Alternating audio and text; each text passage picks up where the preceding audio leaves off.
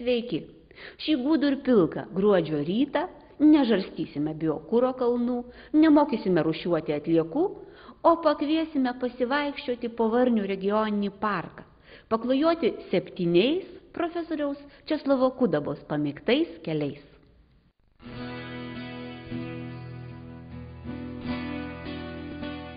Pačiame Žemaičių žemės viduryje aukšta, kalvota.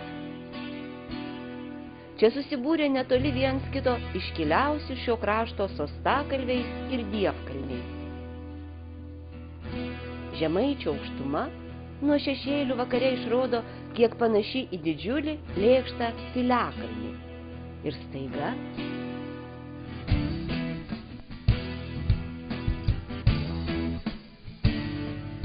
čia aukštai, kur pūpso visi medvėgaliai, girgždūtės ir sprūdės, randi erdvų paviršiaus įdubimą. Tai kas ne taip.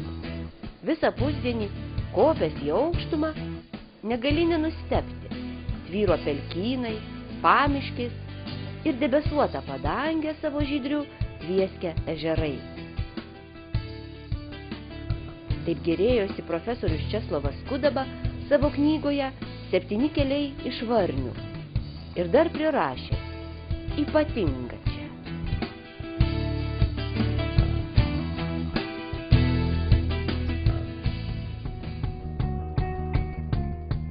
Visais 7 keliais nuo regioninio parko direkcijos šiandien driekėsi turistų maršrutai. Pelkės skandindavo kryžiuočius, raganos šokdavo ant piliakalnių, nežinomoje glūdumoje dygo vaistų žolės, o vyskupas Valančius pijokus rūsčiausiai barė. Viskas įdomu smalsiam keliautojui.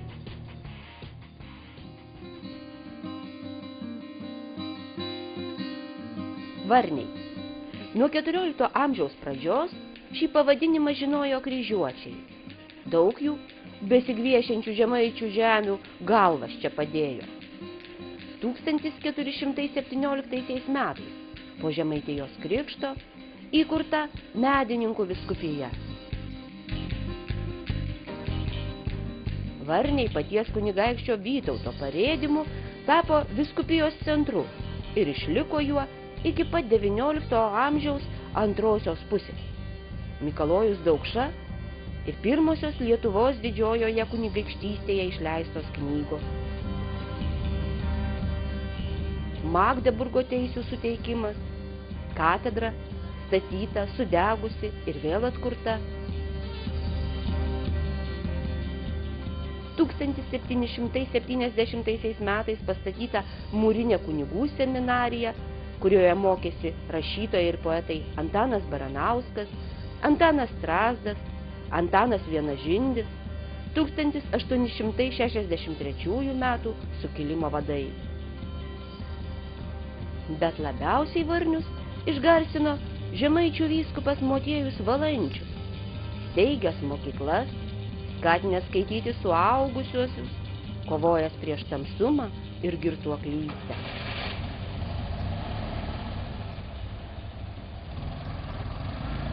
Išriedėkime iš Varnių pirmuoju keliu, link Lūksto.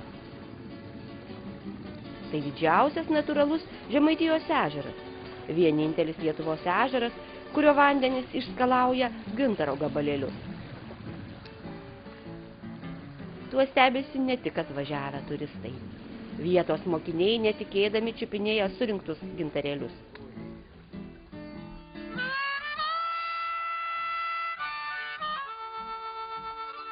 Kasmet Liepos mėnesį prie šio ežero suplaukia minios gerbėjų pasiklausyti bliuzo muzikos į tradicinį festivalį Bliuzo naktys.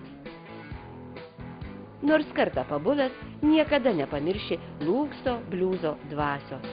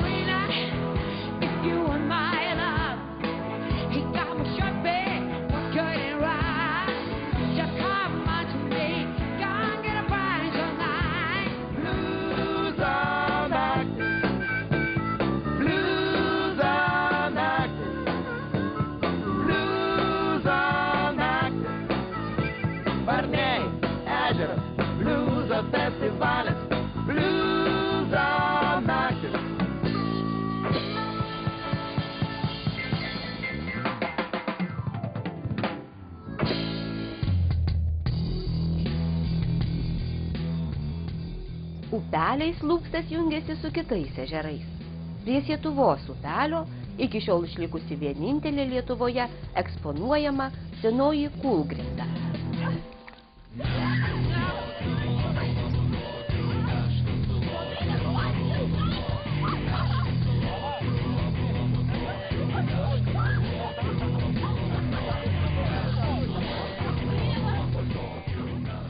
Šiandien tai tik atrakcija turistams.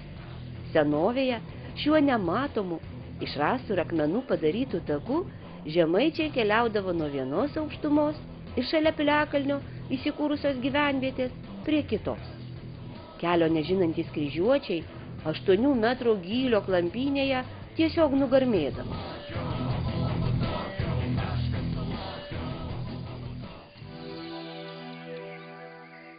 Link Medvėgalio, didžiojo Žemaičių piliakalnio riedant, akis užkliūna už Požerės pavadinimu. 1771 metais dvarininko Zaleskio pastatyta ir legendomis apipinta Kristaus atsimainymo medinė bažnyčia su varpine. Iki dabar jis stovi. O štai rašytojo Žemaitės pėdsakus gali tik pajausti. Žinia, kitas ten dabar miestelis, kiti namai ir žmonės, bet kadaise prie senojo dvaro gyveno Julija Žymantienė, dar tik 4 vaikų mama, kaip muselė išaugusia sunkioj buity besikapstanti ir dar visai nerašytoja.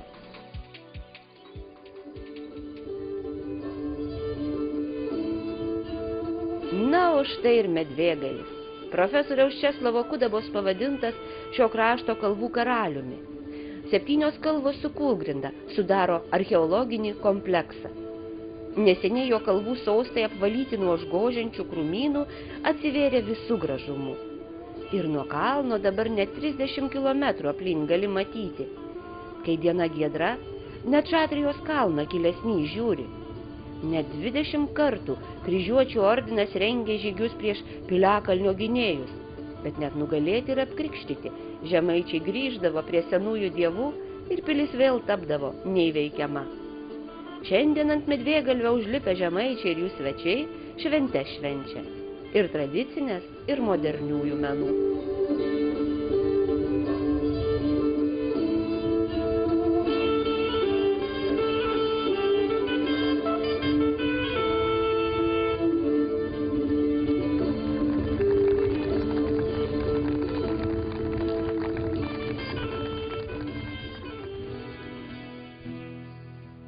Girgždūtės, Prūdės, Moteraičio piliakalniai savo didybę Medvėgaliui nusileidžia.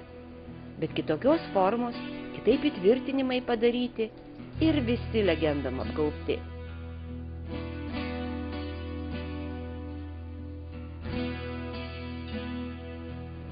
Kuogi tai nelietuviškos piramidės?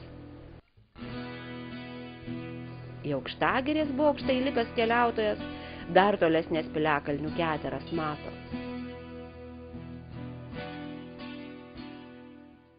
Netrukus pamatysite varnių orchidėjas. Ne, tai nebus miestelio palangės puošiančios kambarinės gėlės. Bet apie viską sužinosite po nedidelės reklaminės pertraukėlės.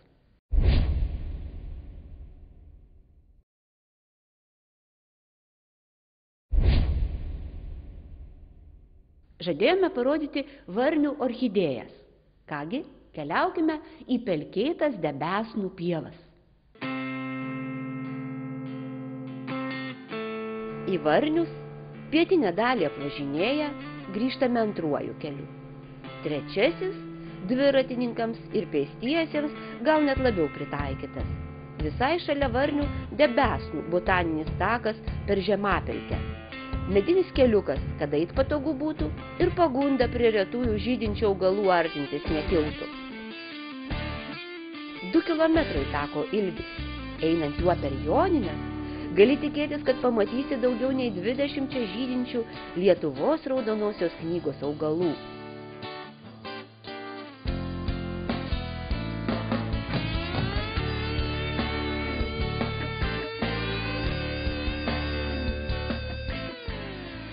gali čia rasti ir mažus, beveik vienspalvius nykstančius augaliukus, pilkinę laksvą ir dvilapį purvuolį.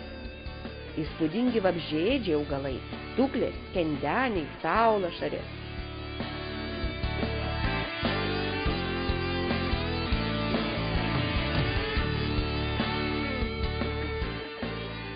Lietuviškosios orchidėjos, baltijinės, raibosios, raudonosios, plačialapės, siauralapės, gelsvosios ir dėmėtosios gegūnės auga draustinyje.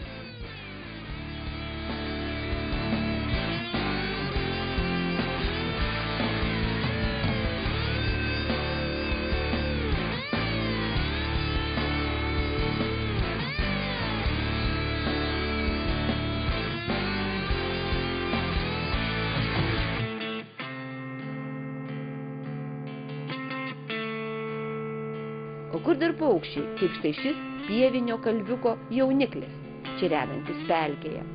Nesugalvosi geresnės biologijos pamokos.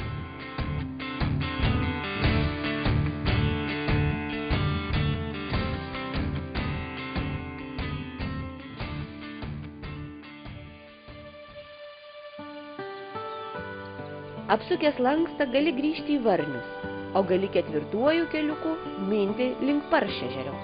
Vanduo čia, nepaisant keistoko pavadinimo, skaidrus ir tyras. Pakrantės tiesiog pritaikytos maudynėms ir lankymui. O jei nesušlapdamas nori pasigėrėti raistuotų ežero krantu, ar tiesiog grįžti iš pelkės su rudens laimikiu, medinis pažintinis takas neįkainuojamas.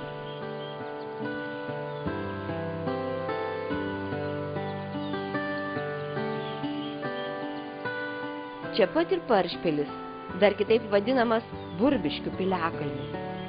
Ramybės ir taikos dievo sostas čia turėtų būti.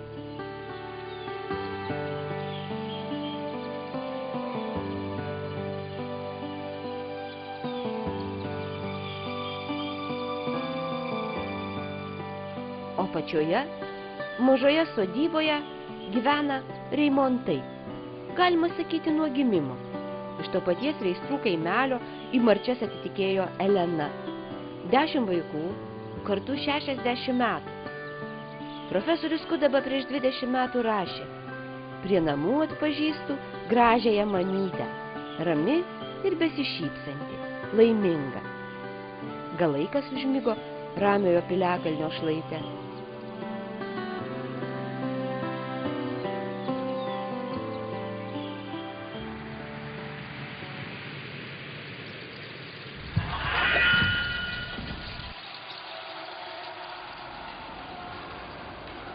Ką liudija šie akmenys?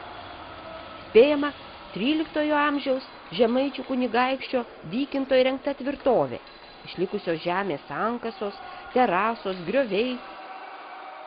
Tašytų akmenų grupės byloja, kad čia buvo kariniai įtvirtinimai, gynybinės sienos. Stebina ne tik buvusios tvirtovės mastai, bet ir gamtos sukurtų kliūčių, sumanus panaudojimas gynybiniai sistemai. Na, o dabar 5 keliu nuo Varnių keliaukime į šiaurės rytus. Pavandenį. Negali patikėti, kad nuo 1620 metų stovi medinė Šventos Onos bažnytėlė. Bet dar keisčiau, kad Biržulio ežero pakrantėje žmonės įsikūrė prieš 10 000 metų. Daugybė archeologinių radinių byloja, jog čia stipriausias baltų susidarimo centras vakarų Lietuvoje. Pabiržulio archeologinis draustinis tai vienintelis tokio pobūdžio draustinis Lietuvoje, primenantis mums, kad šiose apylinkėse aptikti mezolito kapai yra seniausi akmens amžiaus žmonių, bet pats egzotiškiausias turistams reginys – Sklepkalnis. Tai vietinio dvarininko Sakelio pasistatytas giminės mauzoliejus. Palaikai šiuo metu perlaidoti ant kalvos viršūnės. Pokario griovimai palietė ir gyvus, ir mirusius. Pavandenyje gyveno rašytoja Marija Pečkauskaitė, Šatrijos ragana. Į Šatriją Pavadinta Žemaitijos kalnų karalienė, toliau driekėsi 5. kelias. Jau kaip atskira sala ši regioninio parko dalis, nutolusi į šiaurės rytus. Pagal padavimą Šatrija mėgstamiausia visų Žemaitijos raganų susirinkimo vieta. Jos kažkada apipylusio žemėmis kalno vietoje stovėjusią bažnyčią. Taip atsiradęs kalnas, o po kiek laiko bažnyčiai ėmus pūti, jo viršus įlingė.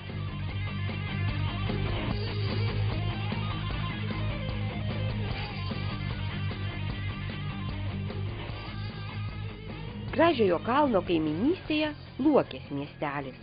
Luokė minima nuo 14 amžiaus. Visada garsėjo jomarkais, prekyba ir garsiuoju razbainiku Tadu Blinda.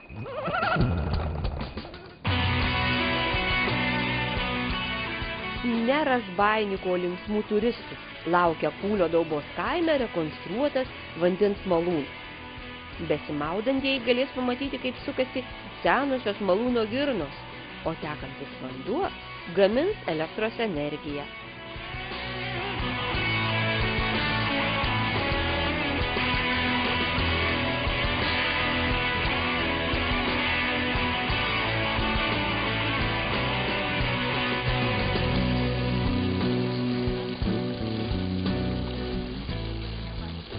Už kelių kilometrų tradicinių trobų sodyba, sutvarkytas juodalksnynas, išvalyta virvytė senvagė, o visokie kubilai su mediniais tilteliais atvėsins pirtyse įkaitusius poilsiautojus.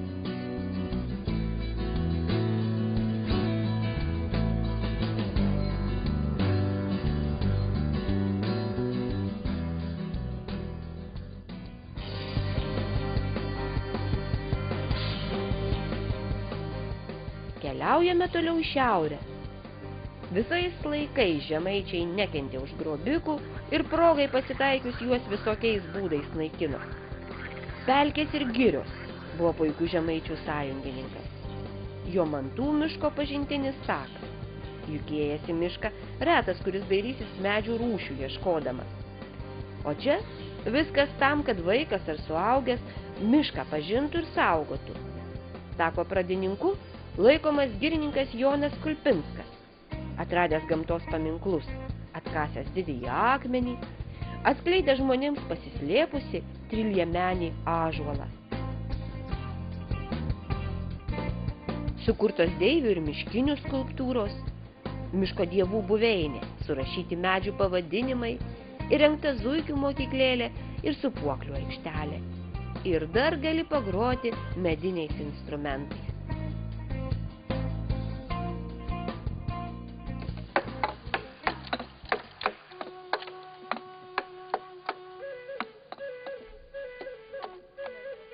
Šeštasis kelias veda Žarėnų link.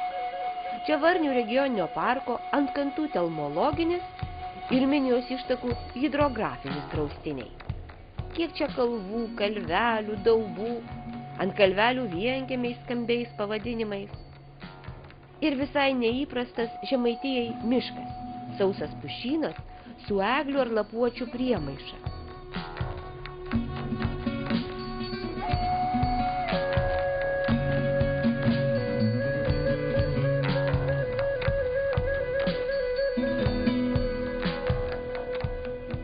Medžių pašaknų iš gilumos sunkėsi rešketos upelės intakai.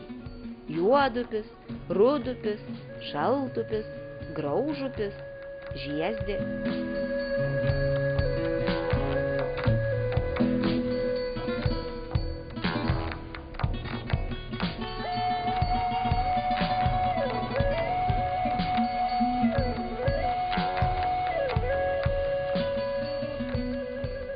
O pačioje, tarp miškų tyvuliuojantis ežeras, visai nepanašus į savo žemaitiškus klampiuosius brolius. Jo dugnas smėlėtas.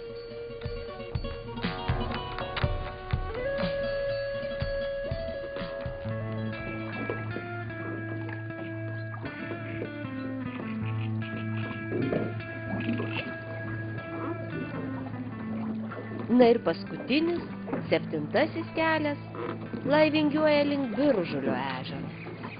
Praeitame šimtmetyje jo plotas buvo virš 700 hektarų, šiandien tik apie 100 hektarų. Ne vien natūralus vandenų sekimas tai lėmė.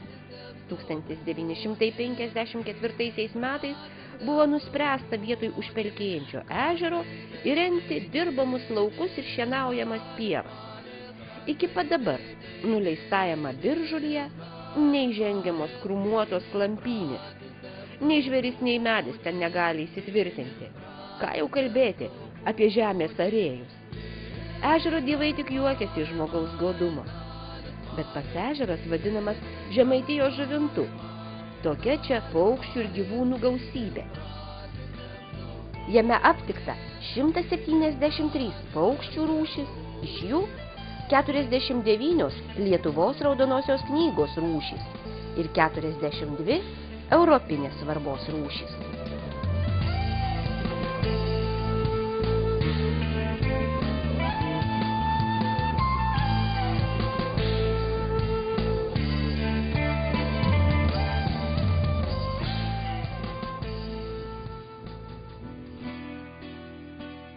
Paukščiai pasirenka savo namus žvelgdami iš dangaus. Žmonės senovėje gyvenimui pasirinkę šias vietas, matyt turėjo didelę vaizduotę, leidusią mintims pakilti ir pamatyti šį neeilinio grožio kraštą. Dar kartą atsiverskime profesoriaus Česlovo Kudabos 7 kelius iš Varnių. Kaip nepaprastai vadinamas mūsų kalboje reginys į žemę, jos vaizdą, į gyvenamą erdvę, pasaulis. Išnarstykime. Po saulę. Vieta po saulę. Jei praskaidrėjo nuotaika po šios trumpos kelionės po Žemaitijos kalvas, džiaugiamės ir tikriname, ar atidžiai žiūrėjote laidą. Taigi viktorinos klausimas. Koks buvo Biržulio ežero plotas prieš 100 metų ir koks liko dabar? Pirmasis teisingai atsakęs gaus mūsų nuolatinį mažąjį prizą savaitės mėnesio prenumeratą. Kitoje laidoje matysite, kaip vyks loterija mūsų pagrindiniam prizui, ekologiškam šaldytuvui Snaigė A++ laimėti. Beje, kita laida vyks naujų laikų šeštadienį 10:35. Likite su Lietuvos ryto televizija.